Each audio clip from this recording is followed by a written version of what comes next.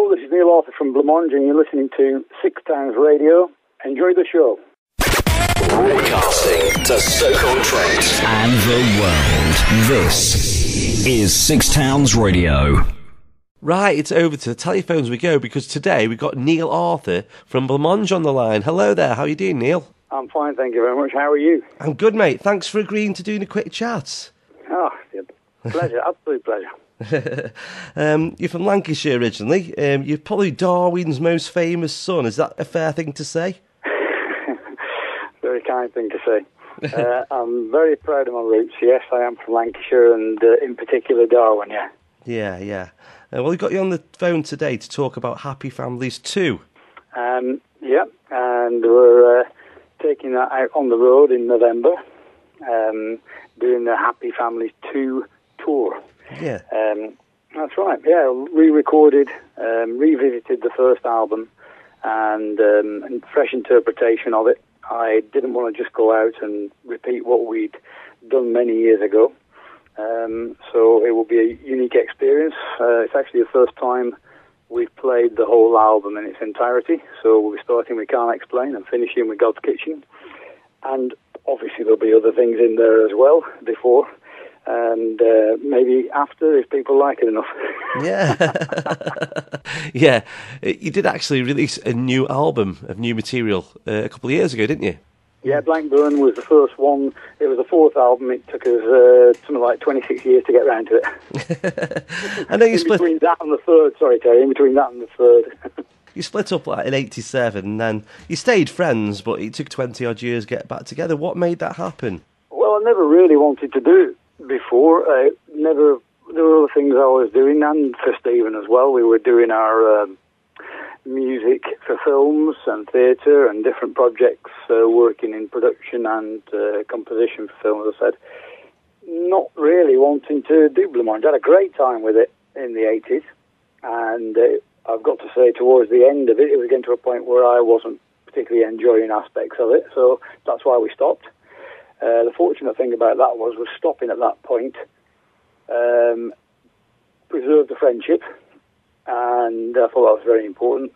So when it came to this idea, me and Stephen got chatting. I said, I've got a lot of songs, what do you think? He came round, I've listened to them, said, yeah, let's get them into order, get in some shape. So we got Blackburn together. The 80s, it was all about the promo vid, image, sleeve artwork. It's not so much like that in the 2000s, is it? No, well, there's something called the internet and MP3s and all different things, things that we now possibly take for granted. If you consider that when we were recording our music, obviously there weren't MP3s, there were very few computers that you could fit in one room. Yeah. Most of the early equipment was very, very difficult to get it all sync up together. We spend ages trying to synchronise a drum machine to a synthesizer to do a bass part or whatever it may be. And now, of course, all these things are kind of readily available inside a laptop, or even on your mobile phone if you want it. Yes, that much technology is in a phone. The phones that were available in the early 80s used to have batteries that used to carry around in suitcases. But yeah, that's changed a lot, and I suppose the record labels have changed. Comparing like Some Bizarre to the labels of today, it's totally different how they operate, isn't it now? Yeah, I don't have a massive insight into how they operate today, but it certainly is, from what I've gleaned of it, a different model. Mind you, Steve was one on his own. When we got involved with Some Bizarre on their sampler, we were in good company because we made some great mates during that time, and of course Depeche Mode were on the Some Bizarre sampler as well. And we went on to support them many times on several tours. And in fact, Vince obviously was in Depeche Mode at the start, has just done a remix of Living on a Ceiling from the new recording of Happy Families 2. Oh, brilliant. Yeah, I did read this. Is this going to be on the deluxe version? Yeah, we're looking at, there's a possibility of a very different version of the Happy Families 2 coming out with extra tracks and things like this. The initial one was recorded specifically for release, not release, just to be sold at the concerts. So you won't be able to get it anywhere else. That is it. And that's Happy Families 2. and then there's a possibility that we may later on, it'll be next year sometime, add some extra tracks, and we've got remixes and things like that coming along, so that could happen. But for now, I'm concentrating on Happy Families 2 and the tour. Also, Terry, we've got a re-release of our first EP coming up to coincide with the tour as well, which is the Iron and Mavis EP. Yeah. Great American label, Minimal Wave, putting that out on a limited edition. So there's 2 limited editions. Irene and Mavis were your and Steve's pet names, weren't they? Yeah, I'm not saying who was who. It was a bit of a joke, because we thought it'd be quite funny to have this idea of a couple of old dears who meet down the laundrette, also going away doing avant-garde electronic music, which is before Blancmange had our records lucky enough to be played on the radio. We made noises, and very few of them you'll be able to call songs. You're quite a big fan of Kraftwerk and bands like that, aren't you? You've embraced that electronica throughout your life. Yes, yeah. Big fans of Kraftwerk and Eno, and for me particularly, some of Eno's early recordings I absolutely love.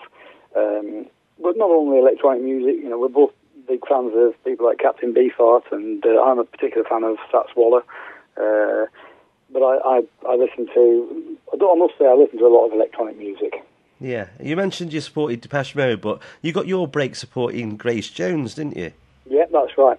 I was at work, working as a graphic designer shortly after I left college, and I got a phone call, and I worked for one person. My boss was upstairs, and overlooking, in a railway arch, overlooking Southwark Cathedral.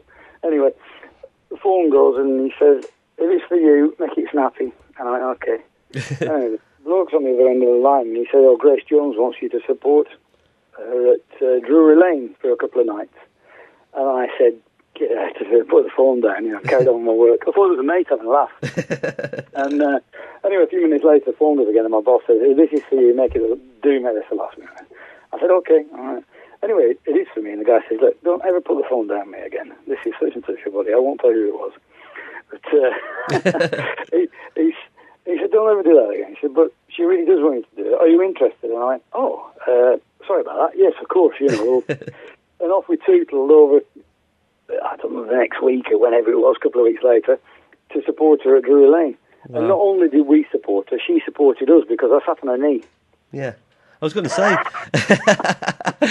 to say, perhaps she wants you to return the favour. She hasn't had a song out for a while. Perhaps she wants to support you now you're back. Oh, dear me. I think, I don't know, I don't think she'd need to come and support us. I think we'd probably still be supporting her. Forget the rappers and people like that of today. You were hit by BBC censors because of Living on the Ceiling.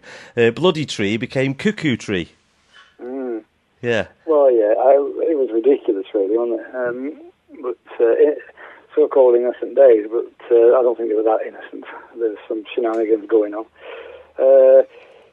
Yeah, they said they wouldn't play it. In actual fact, I'm saying up the bloody tree, but it could have been reference to like a tree that was covered in blood. I don't know. It was just some wordplay, and of course, it did come out as an expletive. But yeah, we were asked to change it for the radio. The ridiculous thing being that when they did play it on Top of the Pops as a play-out track, when we weren't performing once, they used to play these tracks in the charts on the play-out. They used the bloody version. So, I miss Top of the Pops, I really do. That's Top of the Pops there, yeah. Yeah, I do. I miss them performances. Obviously, the famous ones like when Dexys Midnight Runners were on with Jackie Wilson Says, and they put Jockey Wilson on there. Just some great moments. But did you love playing on Top of the Pops, though? It seemed like you did. Well, the thing is, you didn't play. So what you did, you went on the Wednesday, and you went down on the Wednesday, and I can remember very clearly the first time I went on there. And I was living in Peckham, and my manager picked me up and in his Audi Quattro, and we had to get down there for 9:30 or 9 o'clock, whatever it was. And we cracked a beer open on the way, in celebration. This is a bit previous, we were getting a bit excitable. And we got stopped by the police on the way there for drinking. Drinking in the car, obviously you shouldn't do it. Nobody should do it. But we were a bit excitable, and we said, "Look, officer, we're sorry about that." I said, but the manager said, "Hey, it's my boys, I've got them on top of the pops." And he said, "Oh, yeah." He said, "Likely story." And he said, "Well, look, I'm giving you a warning because you weren't the one drinking, but, no drinking in the car, passengers shouldn't be doing blah, blah, blah." And he said, "I'll give you a wave, I'll get him to give you a wave on top of the pops." So that night, when I did give my mum a wave, I was also giving the policeman a wave as well. It was good fun, although, as I said, you mind. And what you did, when you were called up for doing it, you had to go in and re-record the track. And that's where you re-recorded, but you switched tapes. And sometimes we actually, for example, when we did Waves, we re-recorded the whole song. And we got to the BBC, and they were A-Bing between the single version and the newly recorded version. Yeah. And they couldn't tell the difference between them, so I don't know what their ears were made out of. But anyway, we had a good time on there. At the top of the interview, I mentioned you're from Lancashire. Is it true you're a Blackburn Rovers fan? I am very much so a Blackburn Rovers fan, yeah. Thick and thin. Yeah, because Mark Hughes is now the manager of Stoke. We just wondered what you thought of him as a manager. Well, I thought he was great when he was at Blackburn, and I wish he hadn't gone off to Man City. I think he was fantastic. He brought some stability there, and we were a tough team, and we played some football as well. Great manager. He was a wonderful footballer, and I don't know if you remember, he also played for Blackburn in the last part of his career, so I've had a lot of time for Mark Hughes. He was there at the same sort of time as Andy Cole, wasn't he, I think? Yep. Yeah. Great, absolutely amazing, wonderful footballer, wasn't he? Let's be honest. He could kick a ball. Yeah, great perm as well in the 80s. Yeah. Well, I hope he does well for him. Well, Neil, it's been an absolute pleasure talking to you today, mate. Good luck with the tour, the album, and we will speak again. Yeah, fantastic. And can I just say, and maybe you can reiterate it if people want to find out where we're playing and more details about this album. They can go to our website, which is blancmange.co.uk. Yeah, and the closest one to us is Wolverhampton on the 11th of November, so get yourself down there. Yeah, please do. And come and say hello afterwards. Cheers, Neil. All right, thanks again.